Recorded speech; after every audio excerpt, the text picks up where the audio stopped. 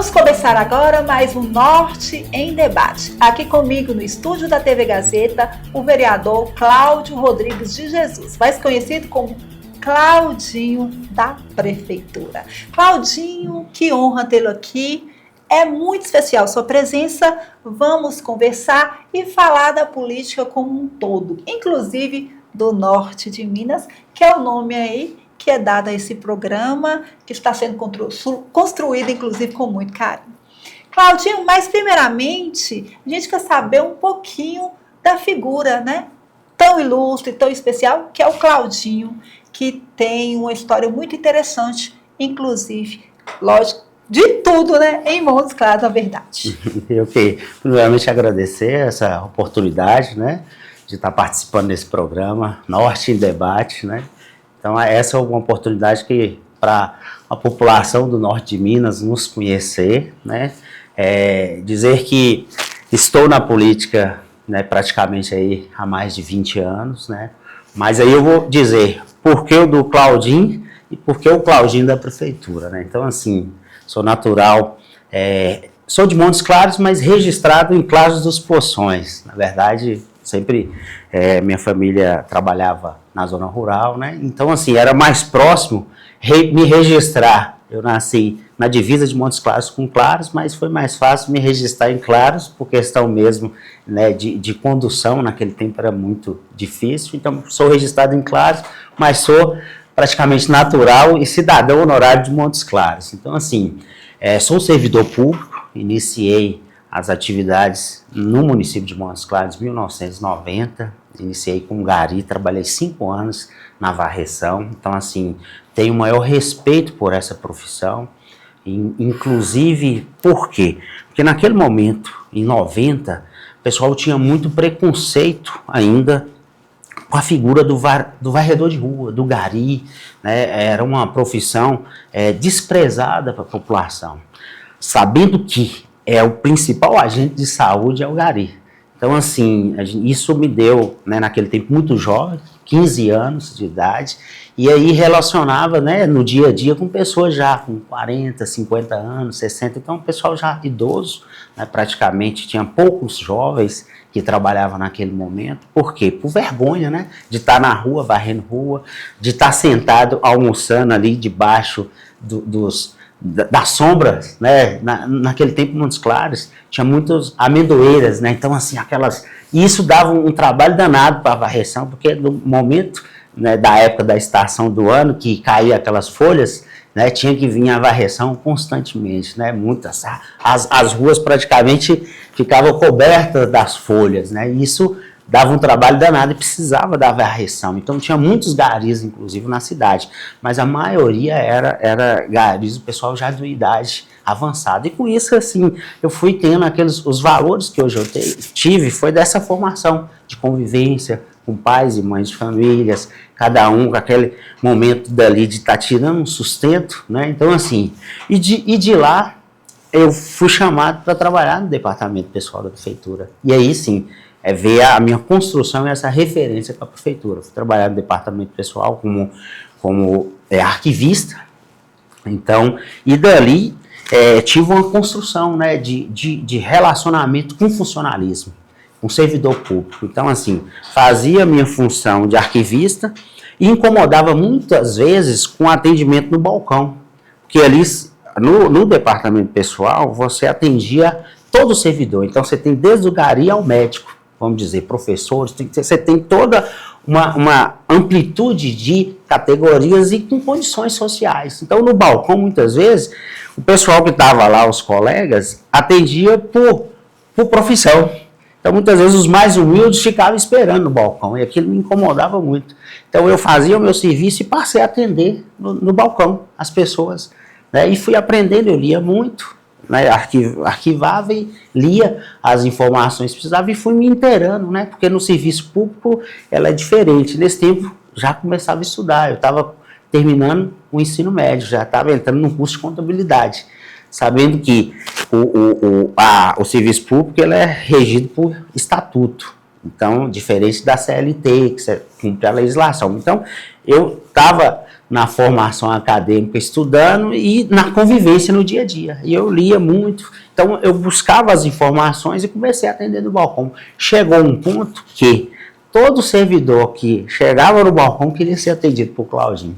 Então, assim, iniciou essa história, né, esse vínculo com a prefeitura e de ser Claudinho da prefeitura, que se tornou um político.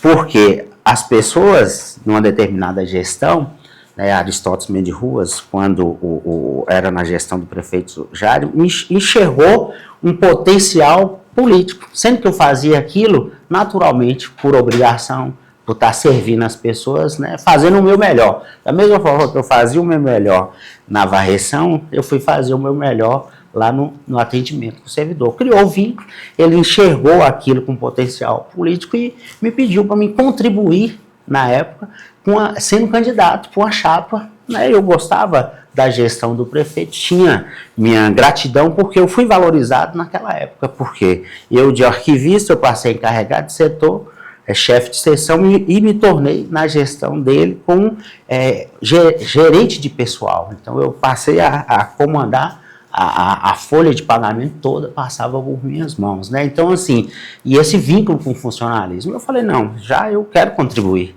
Aí me candidatei sem saber o que era um partido político, o que era política, né? E naquela época, qual era o partido? Foi PFL. Porque atualmente você está no Cidadania. No Cidadania, justamente. Então, aí eu me candidatei, praticamente não fiz eleição e tive a surpresa grata de ter 1.126 votos sem pedir um voto. Por quê? Porque nós estávamos na transição de informatização da prefeitura e nós estávamos no processo de informatizar o pagamento, a folha de pagamento. E eu era responsável. Aí eu tinha que fazer a conversão dos dados, eu tinha que trabalhar escondido. O servidor público, nessa época, poderia ficar, né, 3 meses, né, de afastamento para candidatar. Eu tive que esconder, ficar trabalhando, porque eu tinha a responsabilidade de ajudar na conversão dos dados para a folha de pagamento. Né, e com aquilo, com esse fruto dessa eleição, me motivou a preparar. Aí, na segunda eleição, eu tive a minha satisfação de ser eleito, certo? Aí eu já dobrei com mais de 1.200 votos, né? Fui eleito e aí foi o meu primeiro mandato que eu tive como vereador. Atualmente você está no 3º mandato. No 4º mandato. No 4º mandato. Isso. Nossa, e foram 5 eleições, justamente. 4 mandatos, essa construção muito interessante aí com a prefeitura, com o povo, né? Então você já teve uma conexão muito boa, inclusive conhecendo muita gente, né? Nomes de pessoas, porque na relação com o povo, as pessoas viam como você poderia ajudar com informações, um detalhe que fazia a diferença naquele momento para uma pessoa específica, né? Uma orientação, inclusive. Mas, falando aí do Norte, como é que você vê a política hoje, o cenário político para 2026, vai ser presidente, governador, deputado federal, estadual, senador, a expectativa, né? Porque você é vereador, mas tem toda uma expectativa para o quadro, o cenário político. Como é que você vê tudo isso? Isso. Primeiramente, depois desse mandato de vereador, a gente teve, aí eu não fui para essa reeleição, fui candidato a vice numa chapa de Atos com Humberto. Ah, lembro disso também. Isso, então, assim, para muitos, né, questionou, Cláudio, como que você sai de uma reeleição garantida e vai para um sacrifício, na verdade, mas a gente foi para um chamado. E aí eu falo da importância das referências políticas regionais, né? Então, assim, a gente tinha uma figura na chapa de Atos, que era já o ex-prefeito, né, que inclusive tinha sido deputado federal, que depois renunciou quando ganhou para prefeito, e a figura de Humberto, com mais de 8 mandatos, né, mais de 7 mandatos como deputado federal, deputado estadual, vereador, né, ex-ministro do Tribunal de Contas. Então, assim, pelo aquele conjunto e esse histórico de uma representação regional, né, dos dois, e no momento que Montes Claros precisava de uma mudança, né, porque eu fiz o meu primeiro mandato, um mandato combativo, certo? Porque eu entendia que aquela gestão não estava correspondendo com os anseios da população de Montes Claros e que, na verdade, influi regionalmente. Montes Claros, ela é uma referência regional. Essa sinergia de um posicionamento, de um espelho da gestão, ela influi no norte de Minas. As cidades no entorno, ela é impactada com isso. Então eu precisava participar de um processo que não só mudasse Montes Claros, mas que colocasse Montes Claros num contexto regional, né? E isso, graças a Deus, nós plantamos essa semente em 2012 e que tivemos sucesso, mas a semente foi plantada bem em terra fértil, bem regada, que em 2016 nós tivemos o sucesso.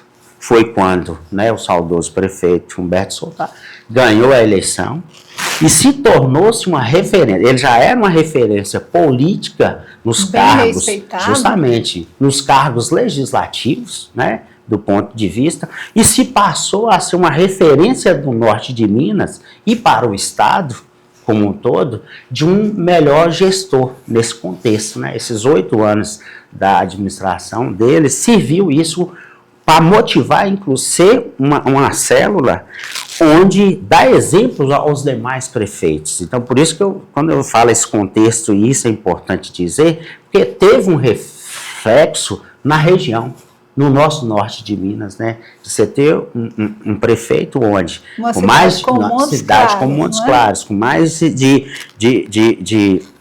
mais de 80 anos, e ele servia e o que ele dava as lições, né, para um bom gestor, né, de austeridade, fazer a coisa correta e as ações e os atos, todos administrativos, ser voltados para o povo.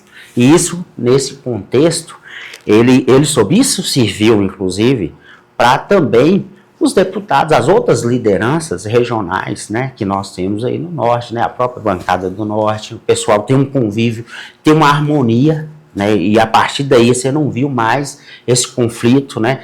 E é verdade, né, com o Humberto parece que deu uma conexão melhor, essa bancada do Norte ficou mais assim, coesa, posso te dizer assim, você enxerga dessa forma? Sim, com certeza, e parou, você viu que a cidade, ela teve uma harmonia das instituições. Se você pegar nesse contexto, não teve mais rivalidade dos deputados, né, se a gente vê que a coisa fluiu muito bem, a gente pode até dizer, do ponto de vista até das instituições, os comandos das polícias, principalmente da militar, passou a ser por oficiais regionais. Isso foi, essa simbologia foi demonstrando. E eu posso dizer isso porque eu estava dentro do governo.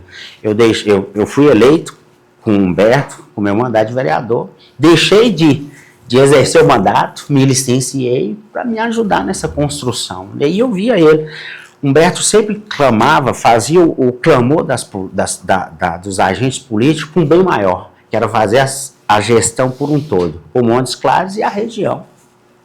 Gente, nós vamos agora para um breve comercial e voltaremos novamente sabendo aí muito mais com o entrevistado de hoje, o vereador Claudinho.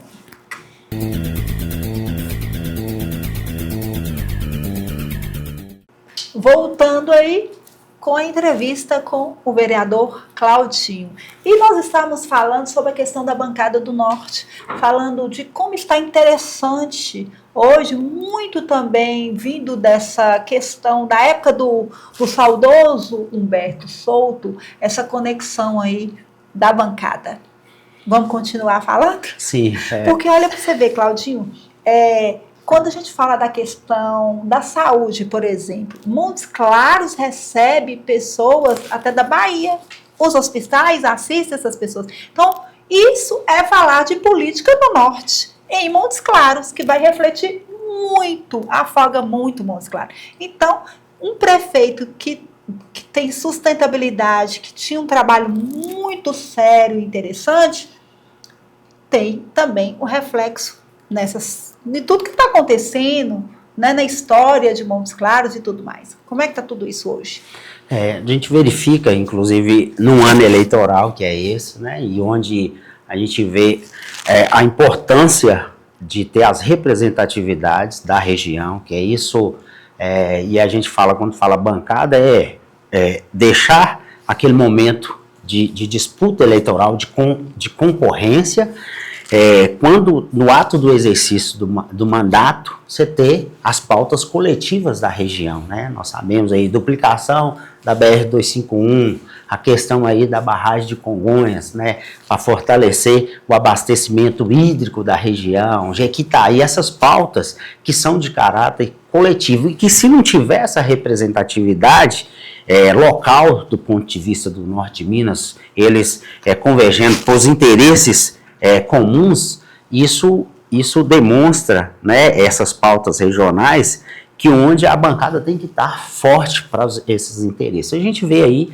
né, fruto disso, a gente vê aí agora, né, essa própria concorrência pública que teve aí para essa duplicação, né, da 251, que a gente vê que é importante, outros os aspectos aí que houve a convergência da pauta regional, né, das pontes, né, que liga, né, vários municípios ao outro, que vai diminuir distância, né, podemos citar aí, né, com essa redução aí, quando essa ponte no São Francisco estiver pronta, por exemplo, a gente vai ter uma redução, né, para ir para Brasília. Então, os deputados, eles têm que estar pensando, né, a gente vê aí agora, por exemplo, as pré-candidaturas, né, a gente sabe que a gente precisa ter nomes que tenham potencial de eleição, né, para a gente não perder a representatividade. Então, assim, surge aí agora nos momentos nomes, né, que a gente vê pelo fato, né, do histórico político, do engajamento já de algumas bases que possivelmente vão ser repassadas, consolidadas, e isso é importante, né, porque nós não podemos perder essa representatividade, né. E você acredita que teremos nomes novos, mais nomes novos, para poder dar mais representatividade ao norte de Minas?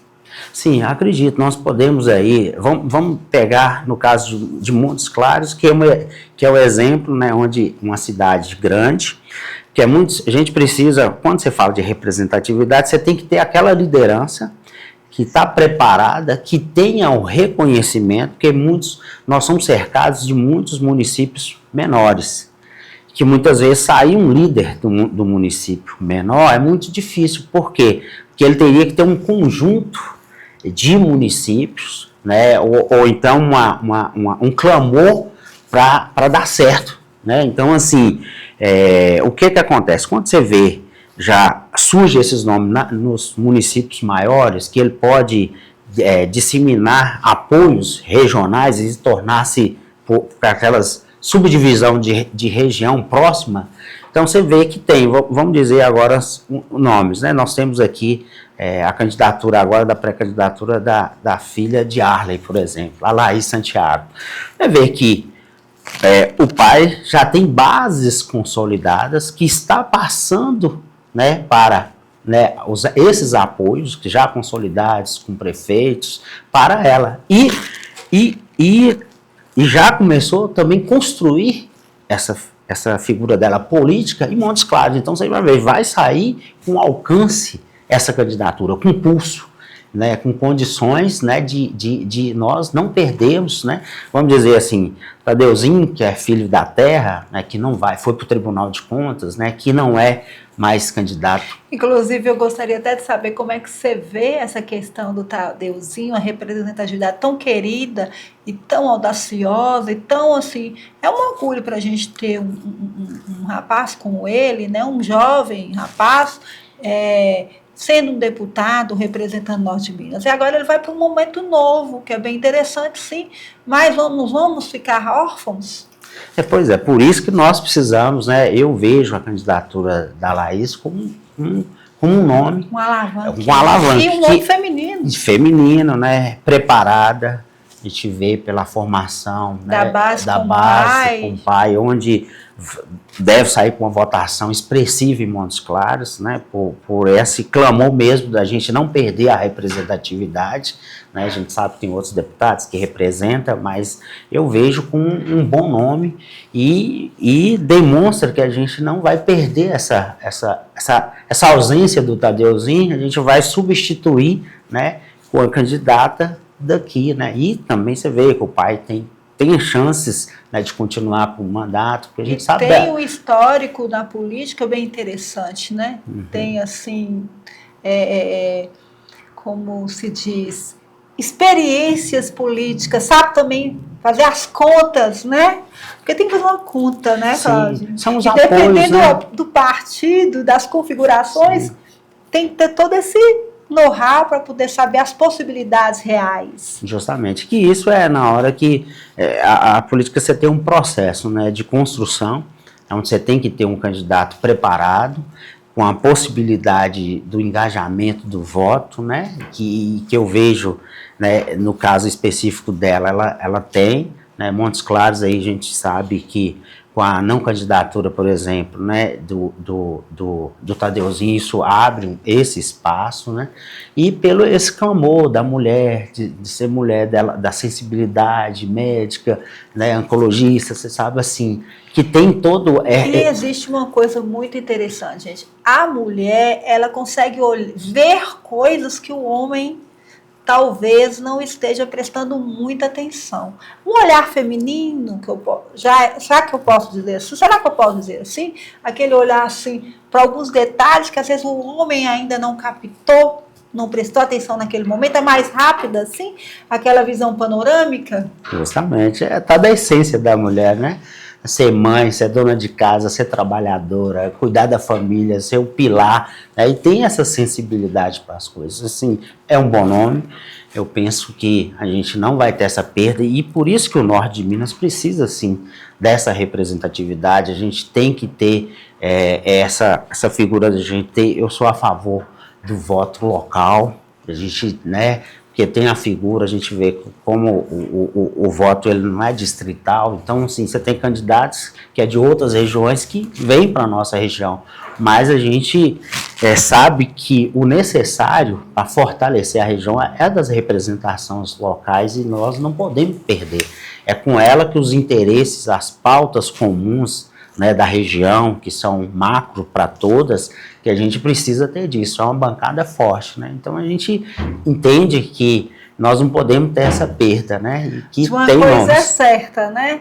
Para ano que vem, quem chegar lá vai ter muita coisa para assistir, olhar com carinho, muita coisa para fazer pelo povo norte-mineiro, muita coisa que já fez e que vai ter que ser feita ainda mais. Com certeza, é isso mesmo. A gente entende que está nesse processo, né, de as candidaturas majoritárias do Estado, né, e da União, né, a gente vai ter que fazer a escolha, né, a população, ela está sentindo isso no dia a dia, a gente sente que há um clamor aí por mudanças, né, então assim, e que as mudanças sejam de fato positivas, né, que é isso que a gente espera. Você está esperançoso para esse ano político de 2026, Cláudio? Você como político, agora nós estamos falando mesmo da questão política nesse todo aí. Como é que está aí seu coração? Eu sempre falo, né, num país, né, da democracia é o momento, é as eleições onde quem tem direito à escolha é a população, é quem vota. A gente sabe. É a vez da população. É a vez da população. Eu acho que é o momento de...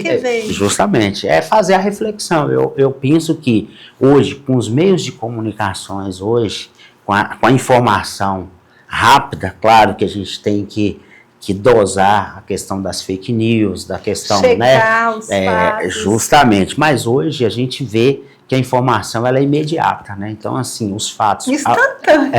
Então, a população ela está mais, né? E a pesquisa que direciona isso e que fala, elas estão mais informadas. Então, assim, e nesse contexto, ele pode avaliar os melhores candidatos. Eu acho que o que vai definir isso é na hora que hoje você já tem as pessoas que já direcionam, que já sabe quem seriam os candidatos deles, mas a gente tem ainda uma massa de indecisos.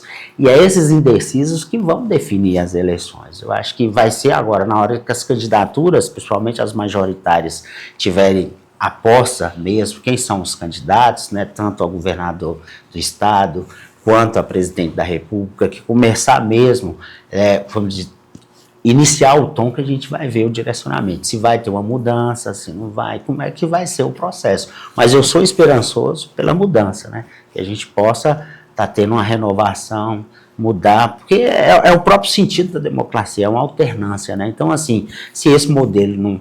que a gente sabe, inclusive, com os reflexos internacionais, que isso tudo impacta, né, principalmente na questão da economia, nós estamos aí vivendo isso no dia a dia, né, muitas incertezas, então, que também pode influenciar isso, então, assim, é no decorrer da campanha que nós vamos avaliar esses cenários aí das possíveis mudanças, né. Claudinho, o nosso tempo está se exaurindo. Foi um prazer tê-lo aqui com a gente. Eu espero poder tê-lo mais vezes aqui no estúdio da TV para falar várias pautas, inclusive pautas que você vai trazer aí como vereador, para a gente poder estar conversando aqui. E você também, quem sabe, no momento, está contando para a gente como é que está o trabalho, né? Como é que tá, o que está acontecendo, como é que está fazendo aquelas questões, falar para a gente, né? E até para o povo, né? É você falando para quem está aí de casa, sentado no sofá, dando atenção. Parece meio complexo, mas a política tem que ser conversada. Até quem não gosta de política precisa saber um pouco de política, porque o mundo é regido pela política. A gente não pode se abster desse fato. Claudinho, gostaria que você fizesse as considerações finais para o público de casa. Mais uma vez, muito obrigada e que você continue aí com seu papel tão relevante, sendo uma pessoa que foi tão fiel escudeiro do saudoso Humberto Souza. Tenho certeza, inclusive, Cláudio, que você teria muito a nos contar num programa especial das suas vivências com esse saudoso prefeito que deixou uma história, um legado tão bonito, tão orgulhoso, exitoso para nós, nossos mineiros. Isso, eu que agradeço. Nós vamos sim, faço questão da gente vir aqui partilhar desses momentos, né, interessantes, dizer para o telespectador da importância, né, dessa participação. Eu quero cumprimentar a todos, dizer que a gente, com o mandato de vereador, que Montes Claros influi, né, tive a experiência como presidente da Câmara, onde nas ações administrativas que nós tivemos na Câmara, nós tivemos a oportunidade de despertar também várias câmaras municipais para fazer modernização. Então, Montes Claros, ela é uma referência no Norte, né? Então, assim, um abraço carinhoso para todos e agradecer por essa oportunidade aqui. Vai, Alessandra. Esse foi o Norte em Debate dessa semana. Semana que vem teremos muito mais para você de casa. Nosso muito obrigado.